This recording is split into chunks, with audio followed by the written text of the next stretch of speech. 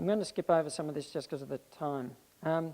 So applications of mindfulness. So in terms of the applications, there's research on all of these areas: preventing the relapse of depression, anxiety, panic disorder, stress, emotional regulation, so learning to deal with anger and fear and other emotions, addictions. So there's a whole lot of mental health applications.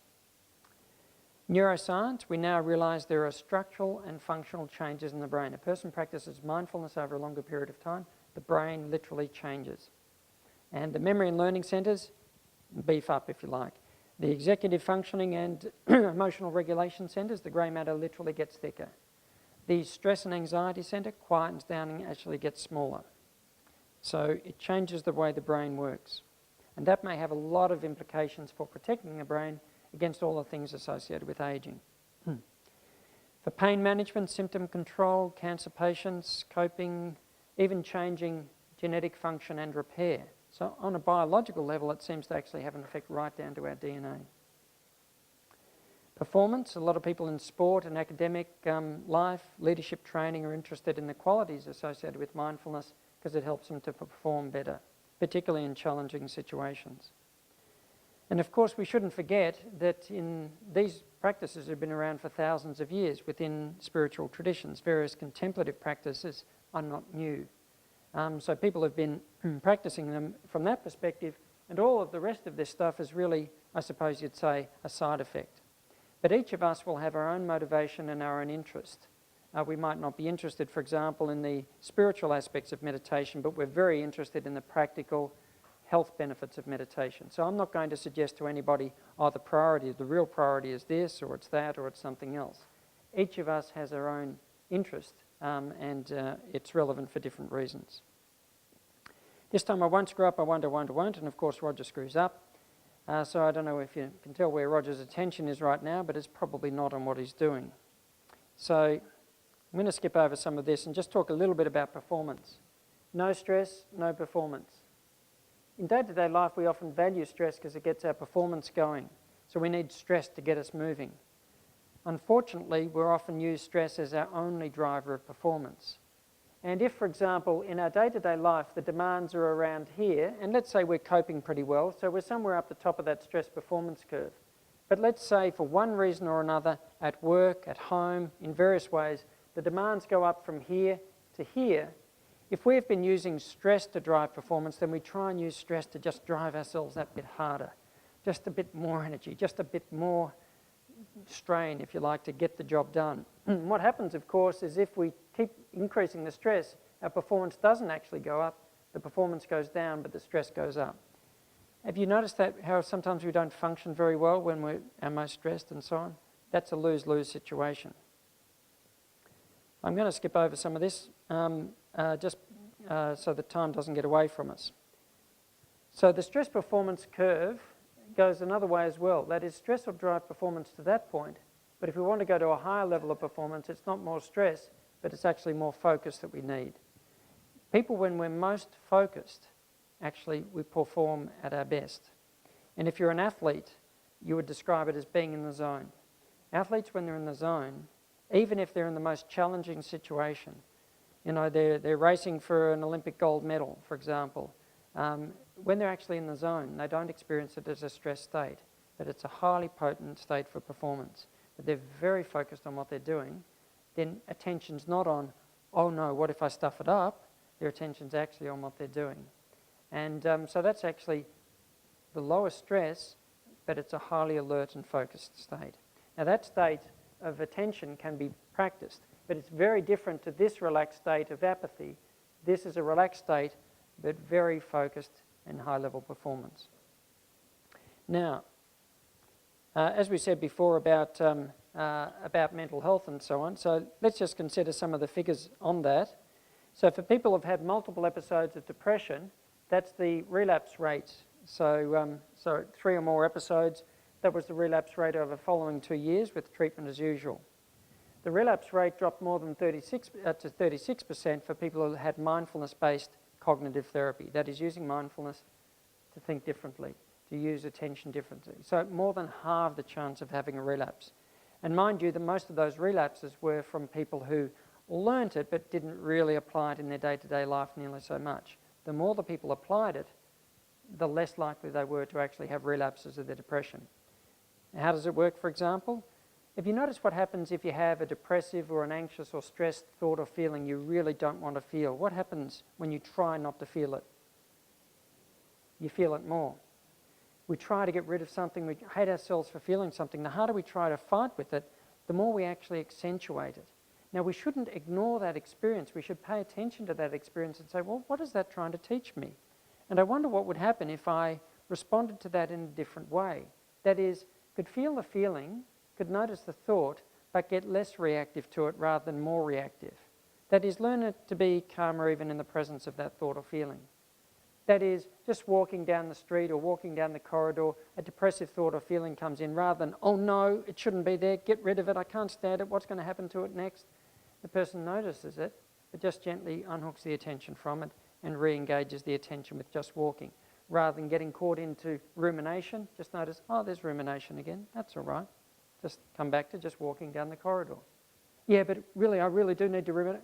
Oh, there it happens again. Oh, it's noticing, unhooking the attention, re-engaging with what's happening. Would you like me to take you through a mindfulness exercise? Would you like an experiment in mindfulness? You might as well make it practical as well as all of this theory. If you want to, I'll take you through a mindfulness exercise now. Okay? Practice with me if you want to, and don't practice with me if you don't want to. Okay, so if you feel comfortable to practice it, then we'll just dip our toe into practicing mindfulness for a few minutes. Okay? And if you're going to practice with me, then I just encourage you to treat it as an experiment. That is an experiment in paying attention for a few minutes, and we're just going to see what happens. And as an experiment, there's no expectation that this should happen or this shouldn't happen. So unburden yourself from any expectation or pressure to try and make one thing happen or another. We're just going to practice paying attention for a few minutes and see what happens. Now, if we're going to be paying attention in the present moment, we've got to find something in the present moment to pay attention to. Now, the thing that's most tangible in the present moment is the body. The body's always in the present moment. The body's never in the past and it's never in the future. You never wake up in the morning and say, where's my body? It's missing. Oh no, it's projected itself into next week. I'm going to have to go forward and get it and bring it back to the present moment. The body's always in the present moment. So paying attention to the body helps to bring the mind back into the present moment. So we're going to use the body, if you like, as a way of engaging our attention in the present moment. So as I take you through this practice, I'm going to practice the same thing myself, standing up here, like a bit of a gawk standing up there, but I don't have a chair at the moment, but I'll practice just standing up. And I'll take you through a practice for a few minutes, and we're going to move our attention through the feet, various parts of the body, to the head, and to the breathing. Okay? So let's just see what happens. Okay? So if you're going to practice with me, then just sitting balanced in the chair so that the spine is not tense, but it is just balanced and aligned with gravity. And just allowing the eyes to gently close. Now, we said this is an exercise in paying attention, so we're going to just practice paying attention using our body. So just starting off with an awareness of the whole of the body and how it is at the moment. And there's no particular requirement for it to feel one way or the other, just letting it be just as it is.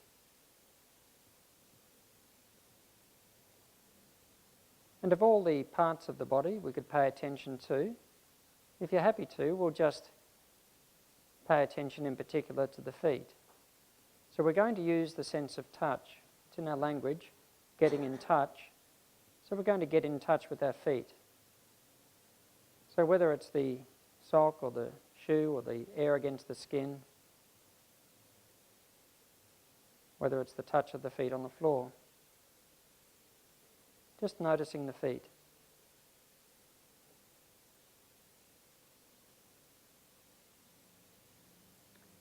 And also the legs, just letting the attention gently move to the legs. And again, whether it's the arms on the lap or the touch of the legs against the seat or the clothes on the skin.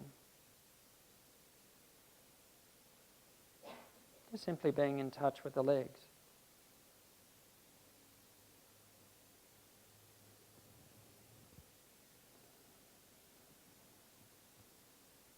And also the stomach.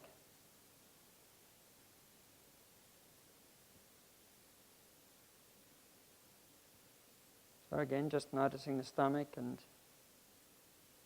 maybe even the movement of the breath.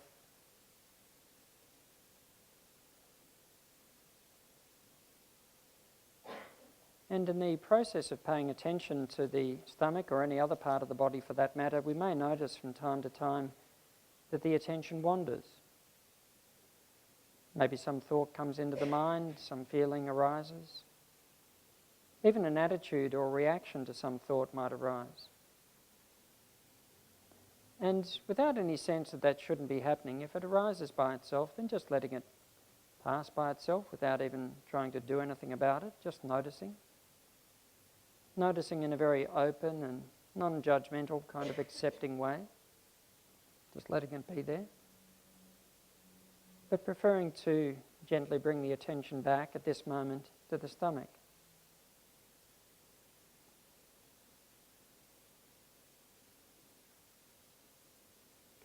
Now the hands and the arms.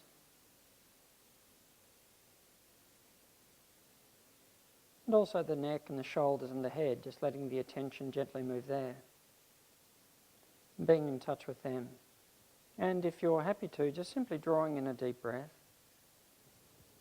And letting the breath out slowly and gently. And another breath in. And out slowly and gently. And from that point, just allowing the body to breathe by itself at its own rate and rhythm. Not having to control the breathing, not having to do anything about it, but just letting the body breathe just as it wants to. And simply being in touch with the breath as it enters and leaves. And once again, thoughts may come, feelings may come. And there's no need to cling on to any that we'd like or push away any that we don't, just letting them come and go as they may. But we're just, for this time, preferring the breathing. There's no need to block anything out. Good.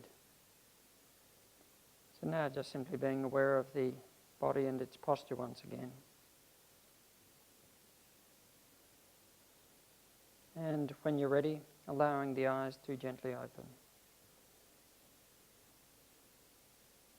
Good. Good.